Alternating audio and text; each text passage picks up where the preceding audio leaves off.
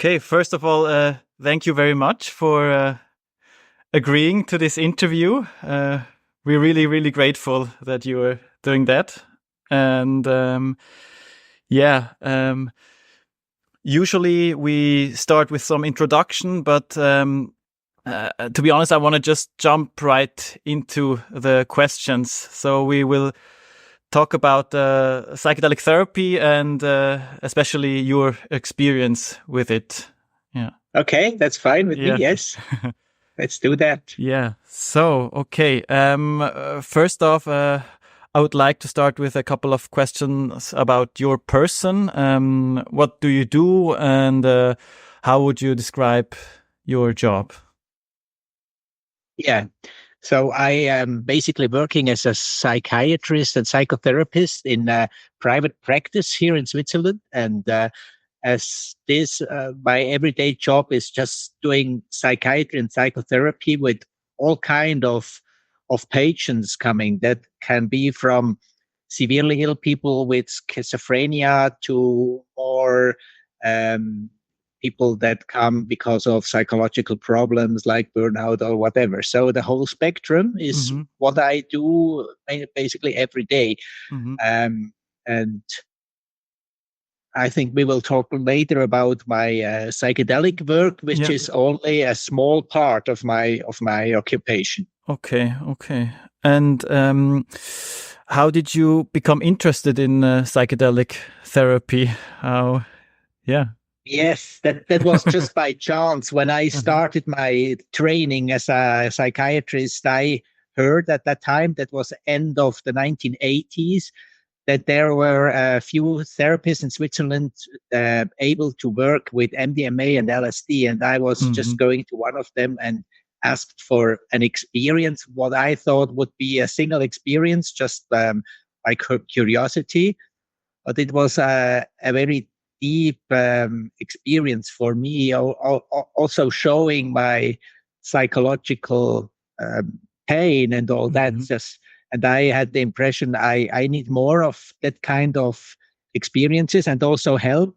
And so I became interested more than only be curious for just a once in a lifetime experience. Okay. Was this with Samuel Wittmer in the 80s? Yes, that's correct. Okay. Yes. Yeah. Okay. Yeah. And okay. So for which disorders, let's say, is psychedelic therapy best suited for? If that's I like to go the other way around to say for what it is not. Okay, yeah. I think we should not take it for people who have psychotic experiences like schizophrenia or bipolar 1 disorders, because they can go into a psychotic crisis if they take psychedelics, basically more psychedelics. MDMA, maybe it's not so dangerous. This is one group, and the other group are people with unstable personality disorders who are not able to build up a stable relationship, because it is not a good thing to enter in a psychedelic experience with the patient when the relationship is not stable. And by definition, these people do not have stable relationships. These are the two main contraindications, in my opinion. On the other hand, I would say psychedelic therapy is makes sense everywhere where psychotherapy makes sense. So I'm not so much in that specific indication. It is for LSD for anxiety, MDMA is for PTSD. I think these indications are a bit due to the research we are doing, because the research always picks a certain group of patients, and then we do research with that group. We have to decide if we want to take depressed patients or anxiety patients or cancer patients or post-traumatic stress patients. But this is because of the pharmacological way of doing medicament research. Yeah. So it's not about DSM or ICD diagnosis. It's more. Yes, in the end, I mean, it goes, if you went through all these therapeutic groups, it's the same like with psychotherapy. In the end, we know psychotherapy works with eating disorders. It works with depression and all that stuff. We know that, but I think we know a broad variety of disorders that where psychotherapy is applicable. And in my opinion, what we are doing with the psychedelics is psychotherapy. It's not a drug therapy. And because of that, I'm really advocate of that, to say we do psychotherapy with the help of the drug, but we do psychotherapy, and so everything that is treatable by psychotherapy, it's treatable by psychedelic drug psychotherapy. Okay, yeah. Except maybe like personality disorders, like borderline personality disorder or narcissistic type. Yeah, absolutely. And we know that psychotherapy also with these people is a hard thing. So it's not so easy to treat borderline personality disorders with psychotherapy. Maybe it would be possible with psychedelics as well, if we have a long time to go with the patients, if we have more or less stable relationship. But I think at the moment, psychotherapy with these psychedelic drug therapy with these people could be dangerous for the people, but also for us. I mean, if we have a severe cases, severe side effects, that will be a backlash for the psychedelic therapy. We cannot take the risk at the moment. And so I think it's also because we should be careful at the moment, and just to let aside people who have a risk for having a bad way in being treated with these substances. So you say we have to be cautious in this psychedelic therapy because something can happen. Like I think it was in Berlin where people even died from methylone therapy, and that can throw the movement, let's say, back. Yeah. Yes, absolutely. At that time when these death incidents have been in Berlin, it's now about 10 years ago. I was very afraid because, I mean, this was in an illegal setting, but nevertheless, I was afraid that maybe everything could be stopped. It was not. And I think at the moment, of course, there could be also difficulties. But if we have, I don't know, 3, 4, 5 suicides in a row, that could be a major backlash for the whole community that is now doing research and therapy with the psychedelic drugs. Because of that, we have to be cautious. Yes. Okay. Yeah. Okay. About your setting, how does this look in your at your place? How many people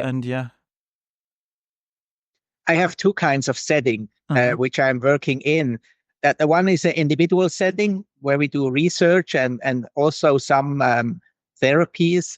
And this individual setting is here in my office, and it's quite a meditative setting. People are lying on a mattress, listening to music.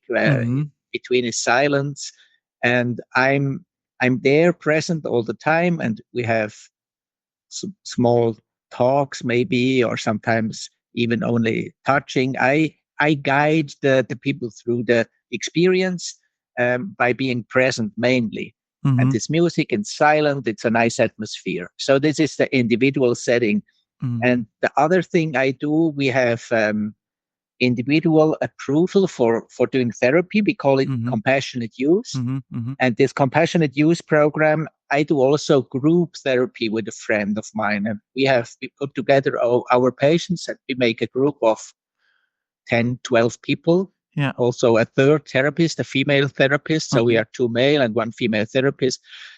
And this is more a workshop setting. So we meet the first evening for sharing and doing some basic exercises just to warm up. The second day, there is the drug intake the whole day. And then a third day in the morning, we have a sharing round about the experience. We call it integration round. So this is the group setting. Yeah. Okay. And there was a question from our core team member about the knowledge about some subconscious, like like Jungian's collective subconscious, is it important to have some kind of knowledge about this and interpret things, or is it often only about the inner healing energy you possess? Yeah, this is a very tricky question. When I started my training, we thought this method is best applicable in a setting with therapists that are trained in psychoanalytic kind of therapy. So knowing about conflict and knowing about childhood conflicts, about the unconscious and being Freudian or Jungian, whatever. Nowadays, I think it's important that you have a framework. And this framework could be also your own experience. I mean, even if you are a Freudian or Jungian psychotherapist, you have to have some knowledge about, let's say, spiritual experiences, which are not really to be set in this unconscious concept. And I think it also could also work with behavioral therapists. They look at the things in another way, but they can put also the experience in their framework. However, it's important that you can leave your theoretical background. It is more about having the experience. Every framework you have is a kind of interpretation of what happens. Whatever therapist you are doing an interpretation of what is happening. And if you are aware that this is only a part of the work, to interpret it in your method, and that is another part, which is going with the experience, with the pure experience, and helping to integrate it in the patient's mindset, whatever his mindset is, then I think it works with many of therapies, not only with these deep, how do you call it in English? Deep psychology, deep psychology. Deep psychology, yeah. Deep psychology. And but what I wanted to say something else. What was it?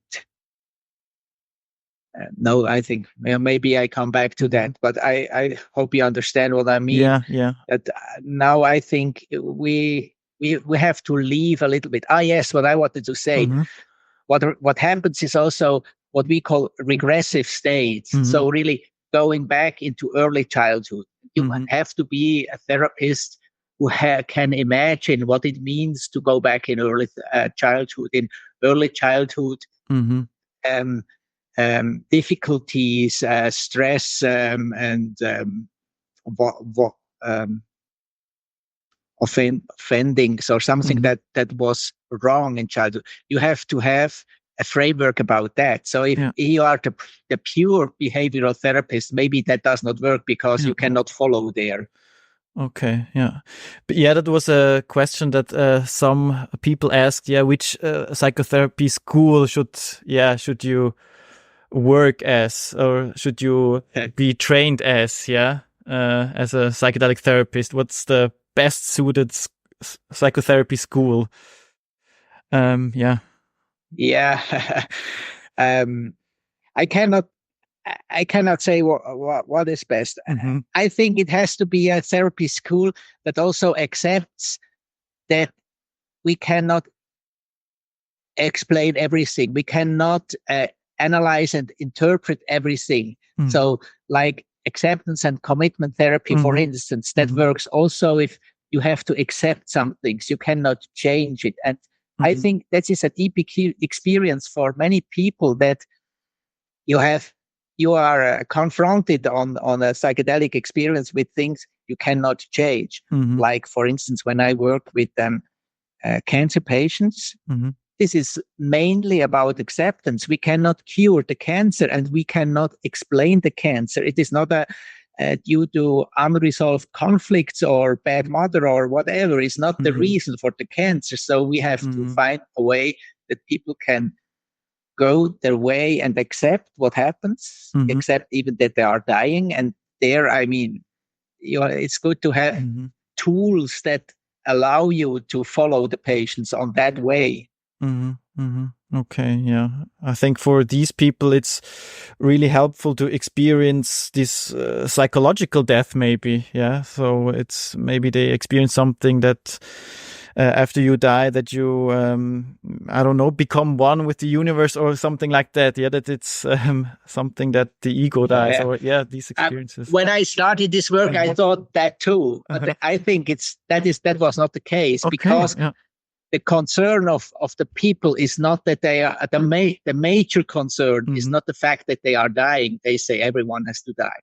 Most of them say the most severe concern they have usually is that they are afraid of suffering, and they are afraid of loss of control. And these are two things that happened when they are still alive. And then the fact of the dying, people usually they say, I can accept that I don't know what will be after death. And some are more believing that there will be a life after death, and some of them say, no, it's like putting the light off. And I think that's basically what they then experience also when they take the drugs. But having an experience of relaxation, of getting off of this anxiety, of always have that stress, I have to put everything together so that I do not lose control. It is more important what I experience. Okay, it's about losing control. Yeah, that's the fearful part. What you can say that this is the ultimate losing of control as well. I mean, that's correct. Yeah, that's true. Yeah. There was also another question from our community. What are some of the most challenging experiences your patients went through, and how did you help them guide through them? Yes, maybe it's good to make an example for that. I mean, the most challenging experience for me as a therapist is the moments when even me, I'm losing control, in the sense that I don't know what to do exactly now at the moment. I know we have to go through, but there is no technique. There is not a knowledge. There is more a kind of confidence in saying, yes, it's due to LSD, and it's very difficult now, and in a few hours I'm confident that it will be over. But I don't know what to do exactly. Like we had in the research project we are doing, there was a young man with an anxiety disorder, and he got 200 micrograms LSD the first time. And after about 2 hours, he really lost control, in the sense he was very agitated. He went through the room. He wanted to get down to the road. And a colleague of mine, a woman, she was with him. She is very experienced, and she could not calm him. And she called me by the phone, and she said, please come here. It's difficult. And I went to the office, and then we were the two of us going with him, and I could not really reach him in the sense of saying, hey, hello, calm down, breathe deeply, we play some nice music for you. That did not work. He was really agitating, and I thought he was far away. And he said stuff like, oh, look, now I could jump out of the open window. And I mean, I was afraid myself, and I told him, oh no, you won't do that, something like that, just to take it easy. But I know it was not hilarious at all. And then the next day when we talked to him, he said he really lost the sense of reality. He saw me on several layers of consciousness, and he didn't know which is the real one, which is the real Peter Gasser, and what, and those others are only in my mind. He knew something about, but he was not with an orientation, so he could not follow me what I said, because he didn't know who is the right one. And this was very challenging, because we could not know how it will end. I mean, it ended well. We can say that. And he was really, he lost some of his anxieties through that experience, definitely. Even 1 year after, he says, yes, he is well now, and it's not these social anxieties. He was mainly suffering from her almost gone, even 1 year later. But yeah, the moment was tricky. Okay. And what happened after that? Did he calm down at one point, or? He was not aggressive. That was good. I could hold him. I held him for a long time, and he was not fighting with me, because if he would have, I could not have done everything. And then he was so agitated. I thought to my colleague, "Oh, look, shall we call the ambulance to bring him to the psychiatric hospital?" It was really dangerous, in my opinion. She is an experienced nurse. She worked a long time in psychiatry, and she said, "Let's wait half an hour." And then we decided to give, and this was basically the first time, we gave him lorazepam, benzodiazepines. And after a while, he calmed down. Finally, he even slept for 2 hours, or even 2.5 hours, with 200 micrograms of LSD, which was quite, I never saw that before. And then he woke up, and he was totally clear in his mind. He said, "Oh, what happened? I was really far away." And he was totally clear, and he was friendly and calm and everything. And then he said, yes, the LSD experience was not over at that moment. So the lorazepam didn't cut it totally. He was calm, but he was still in the experience, and the experience ended up smoothly. A friend of his came by, and they talked together, and they slept overnight here in the office, which we can do exceptionally. They slept in the office together with his friend, and the next day we talked to him, and he was very calm, and this was then the kind of, what was the integration for him? I mean, the integration of it was, in some way, he totally lost control, and it was really overwhelming for him. It was more than he ever could have imagined to experience. And he saw that his body and his psyche, they have a kind of a way of going through that difficulty, so that he could, in a way, he trusted in himself, that he could go through all that without having control, and in the end, it's okay what comes out. I think this is one of his insights. Okay, so even though he took the lorazepam, he could kind of finish the experience in a good way. Yeah, it's okay. Yes. And this was also new for me, because I think if you give lorazepam, it's over. It cuts everything. But this was not the case. Okay. Yeah. Okay. Yeah. That was your only time you gave a benzo to a patient. Yes. Usually you don't have to. Okay. Yeah. Wow. Okay. Because normally we say, I thought it was a kind of dogma, to say it's better to finish the process than to stop the process by lorazepam. And it was hard for me to accept that we have to give him that. And now my experience was, no, it does not cut totally. So I can say that if you are in a really desperate situation as a therapist, I think we should give the lorazepam and not wait too long in some way. That is also what I can say now. And 200 micrograms, is that the regular dose that you use? Yes. We decided, when we planned for the study, we discussed this a long time. What is best, 100, 150, 200? And then we decided to give a rather high dose, because if we stay too low, some people would need more. And then we said, because they have it only 2 times, and in these 2 times they should have a real LSD experience, and that's why we decided 200.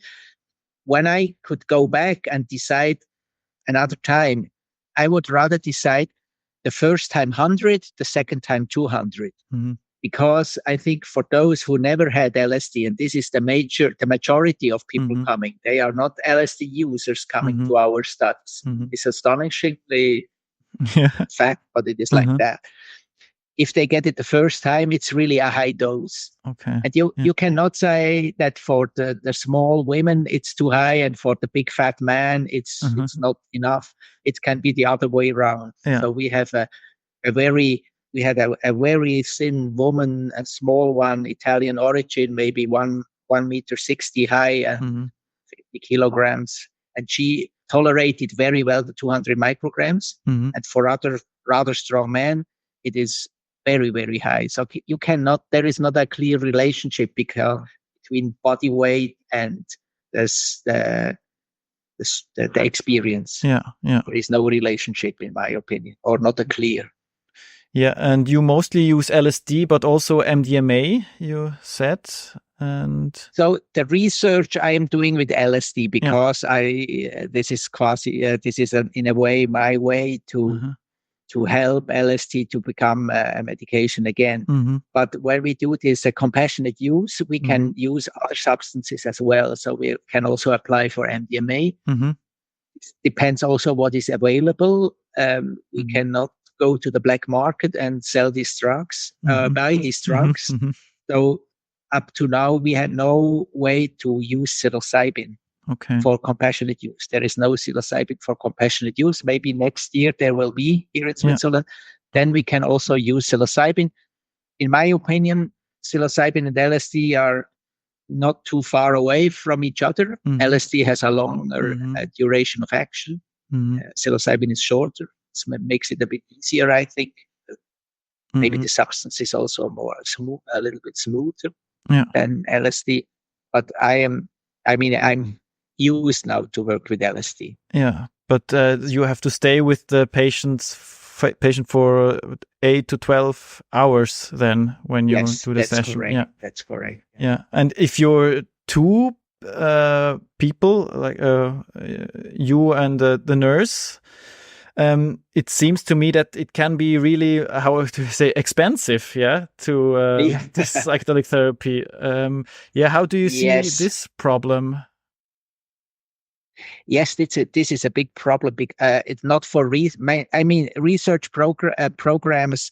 They are maybe financed by donations and funds and whatever. That it doesn't matter that much. But if we think that one day this will be a therapy that you can do in your office, then of course this is too expensive. No patient can afford, and no insurance will pay to two therapists and one patient. This is it's not the main reason, but this is one of the reasons, because we are also having experiences in the group therapy setting, because a group, then you can treat more than one people at a time. And from economical standpoint, I mean, this is positive. When we started 10 years ago with the pilot project, we have been always two therapists, female and male. And of course, this is a kind of parenting model. You have always the mother and the father present in the situation. This is in a way the background of that.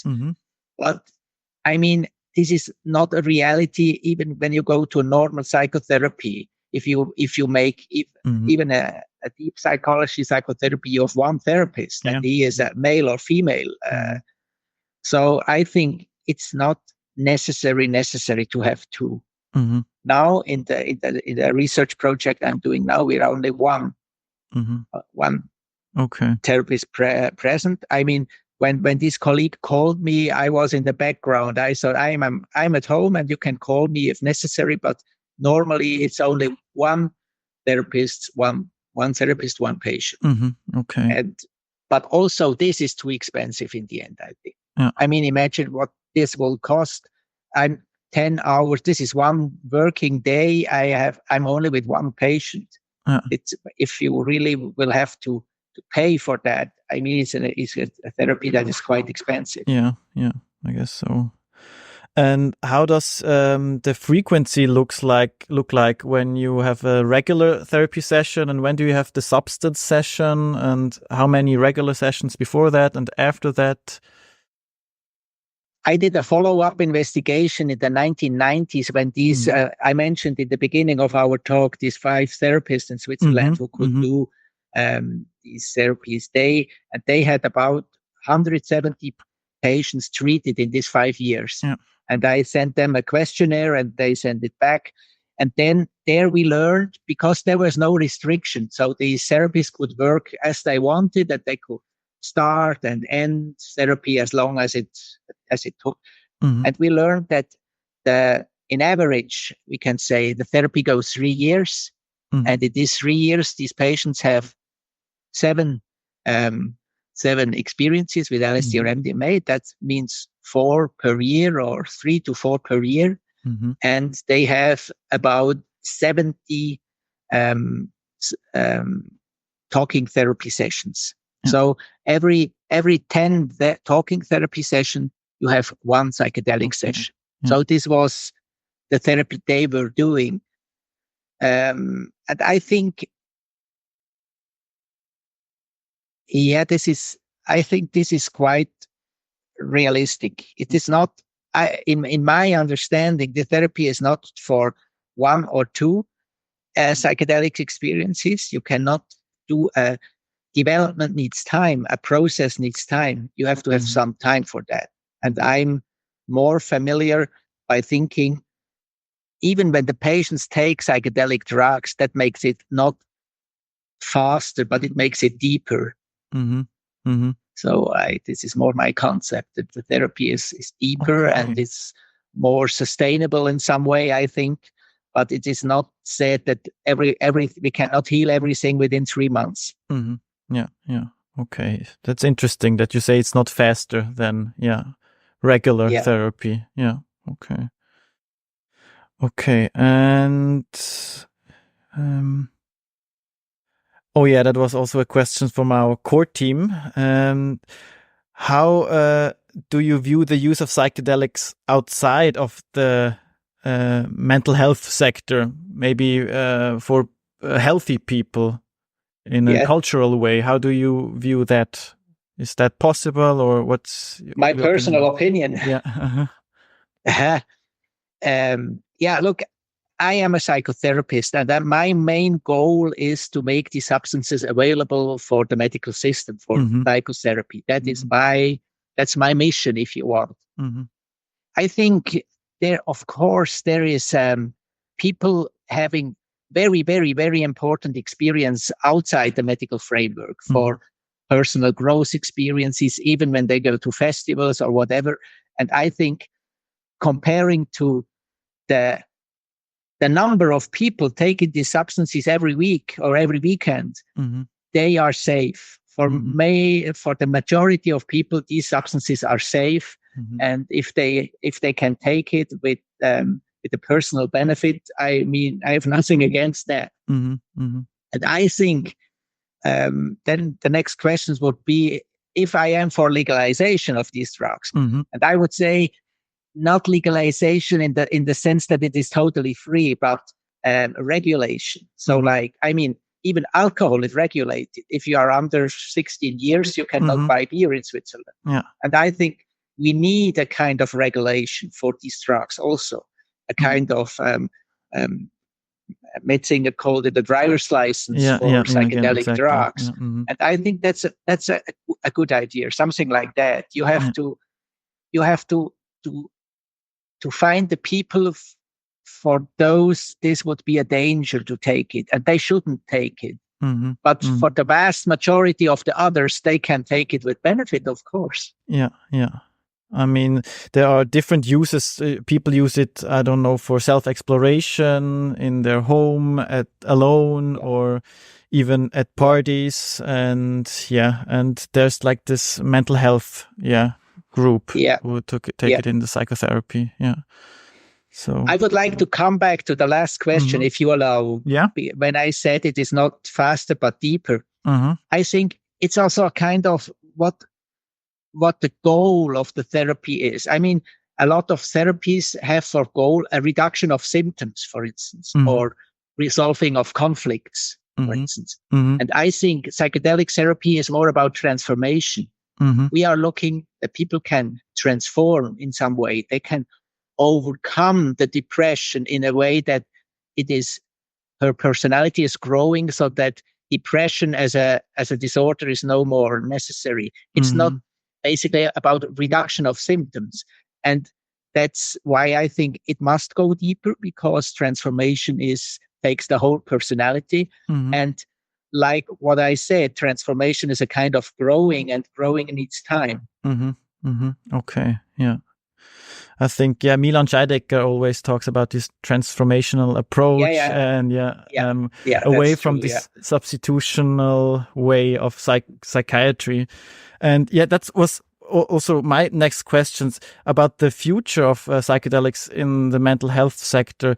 Do you see it as something revolutionary, or can it maybe even drift to a more esoteric type of therapy, or even in, I don't know, more, how can I say it, more in this lifestyle therapy where you just go somewhere and it's more this esoteric way? Or do you think it's really revolutionizing for the psychiatry? I don't like to call it revolution, because I think the revolution was in the 1950s when it was really new. That was the revolution. That was when LSD was discovered in 1943. That was the revolution, because you had a drug that directly goes on the consciousness and changes something. That was really, really a fantastic drug then. And what we are doing now is more, we are developing a new perspective of treating. Like with these substances, I think, yes, we do something different from ordinary psychotherapy, because we open up very much the spiritual level. We open up very much the deep personal experiential insights, which is, it's something new. It's also new on the pharmacological level, I think, because these drugs are acting in a different way than antidepressant drugs are acting, even if they go on the same serotonin receptors. And I think there is really a big potential for treating psychiatric disorders with these drugs. There is a potential, and we should learn about that potential. And this is my interest. If these drugs are also used for personal enhancement, for optimizing your personality, for making yourself more better in the job, like what the microdosing approach is a little bit like. It's used a little bit like a doping in some sense. It makes you better than you have been before. But this is not therapy. This is not medical.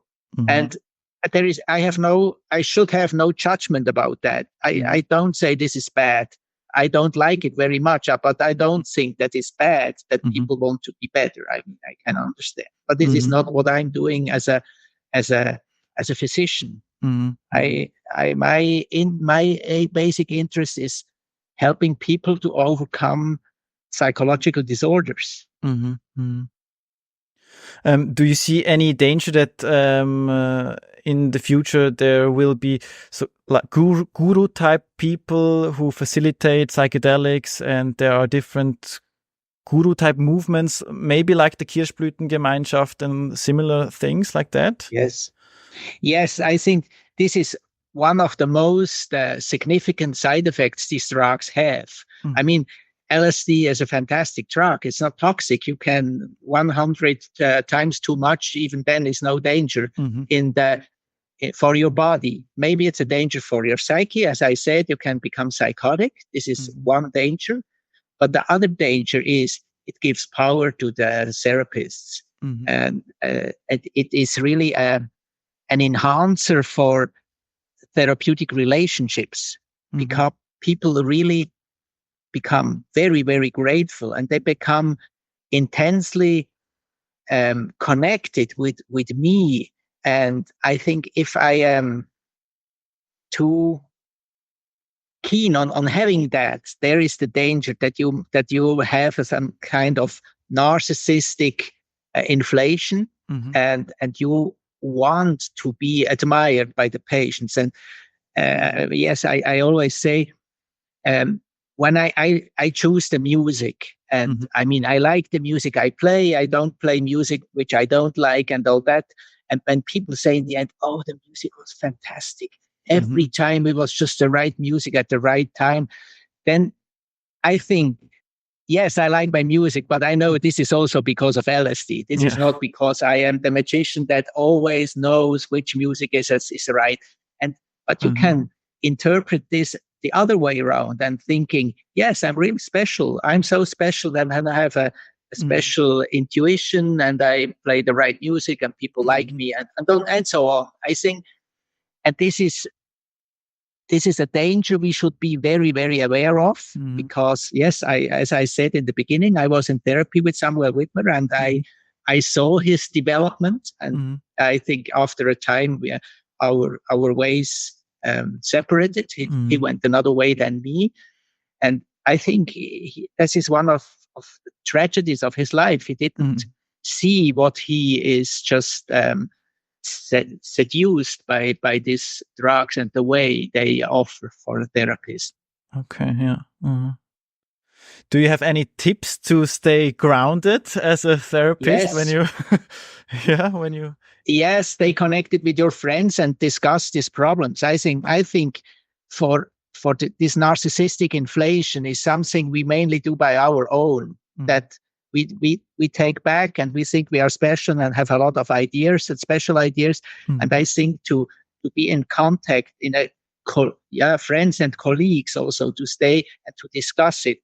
And I think the more our treatments are done under legal circumstances and no more that much under illegal circumstances, it will be easier in having discussions and all that. But it makes it easier to go in intervention and supervision and all that stuff. I think that's the best prevention for that. Yeah. Okay.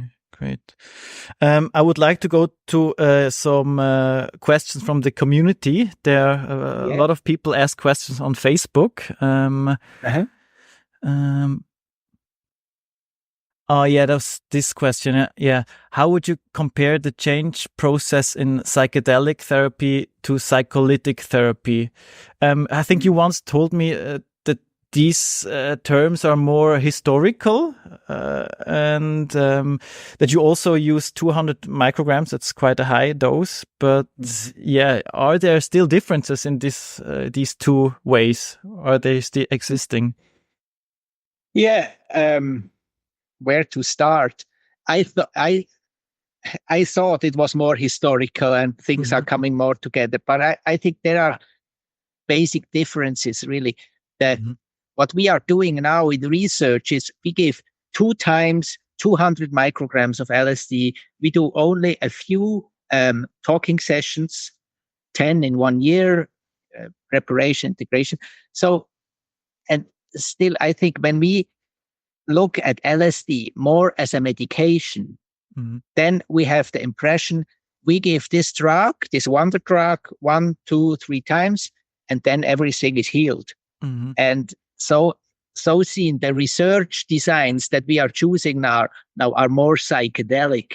But when I do compassionate use, there I see people need more than 1, 2, 3 sessions. People at the end of our research, they say, this was nice, thank you very much, I would come again, but 2 times is not enough. Mainly everyone says that. And I think we have to think about a treatment setting that takes into account that even this drug cannot heal a depression with 1 or 2 sessions. I think that's not realistic. We need to have the process. And that speaks, in my opinion, more for this psycholytical approach, where the drug experience is part of a longer lasting therapy. Okay. Yeah. Okay. Oh yeah. What is your stance towards using ayahuasca as a psychotherapeutic tool? I think ayahuasca is also a very powerful and very useful substance. Mm-hmm. And I mean, it is mainly given in a special setting that is influenced by these South American shamans and native people who had the ayahuasca by tradition, and it is mainly in that traditional framework. And a lot of people take it. It's also legal when you go to Peru or Brazil. You can take that in a legal setting. That's good. The difficulty for Western medicine, I think, is this substance is difficult to standardize. Mm-hmm. Is ayahuasca still ayahuasca if you do it not by the natural substance, but by synthetic drugs, DMT and like MAO inhibitor? Mm-hmm. That is what Milan Scheidegger tries to do. Mm-hmm. And what happens with ayahuasca when you take it out of this indigenous people setting and you take it into our psychiatric offices? That's also a question. The question is if maybe we do not have to do that, but if we want to compare LSD with psilocybin, with MDMA, we have to compare it in some way in the same framework. But maybe we can say, no, this is a natural substance and we have a special setting for that. I think it's a substance that also has a future in our medical framework, medical setting. Do you think it plays a role if we use substances like psilocybin that grows here in Switzerland or Austria, or ayahuasca like that's been used in South America? Is that like this cultural aspect? Does that play a role in that?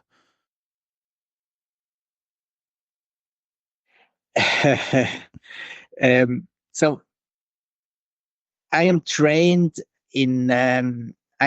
as a scientific Western medicine physician, and I'm putting this framework also into therapy. I can imagine that it is important if that the power of a substance is different if you take it in Peru where it grows, or in Vienna in an apartment on the 6th floor. That may have an impact. A setting has an impact, and I think that may have a difference. To describe that and to conceptualize this is very, very difficult. And now I think we are more at the point where we are at the start of introducing these medicines for Western medicine and not dealing about these highly sophisticated questions. So maybe in 10 years, we will pay more attention to that and say, yes, psilocybin is okay, but it's a synthetic drug. Is it the same if you take the mushrooms or the synthetic psilocybin? This is what Albert Hoffmann started with, but maybe we'll have this question also. Is the mushroom better than the drug, or is the drug better than the mushroom? Okay. Yeah. Okay. Thanks. Another question about antidepressants, SSRIs. How long do you have to abstain from SSRIs to go to a substance session, or Yes. So we say 5 half times of the drug. That is for mainly all SSRIs, it is about 5 days, except for fluoxetine and Brintellix, it's called the other. I don't know the generic name. In Switzerland, it's a very new one. They have a very long half times. With fluoxetine, you have to take 3 weeks. With Brintellix also. But all the others is 1 week, plus minus 5 days. And also the neuroleptics you should abstain from for about this time, because they also lower the effect of the drug. I mean, the problem with the SSRIs is that they are competitive, inhibiting the drug action. So it makes the LSD effect. So, yeah. It lowers the effect of the LSD. So you just could give more LSD, but then you have the danger of a serotonin syndrome, which is more elevated. So I think that is not, you should not do that, or give SSRIs and then you, instead of 200, you could give 300. But I think this is more dangerous to treat like that. But I guess people are sometimes afraid to, stop with the SSRIs. Yes, that is difficult, especially when you do a research with depressed patients. So then they have to take off the drug they are used to, and they say, yes, a little bit, it helps. And it's difficult, I know. Yeah. Okay. People really have to be motivated for doing that.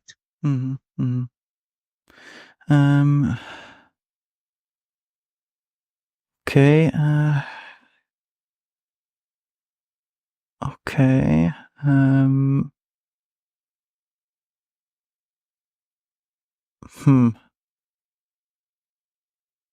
Okay, maybe, this one. How are patients prepared for a substance-assisted therapy session? Yeah.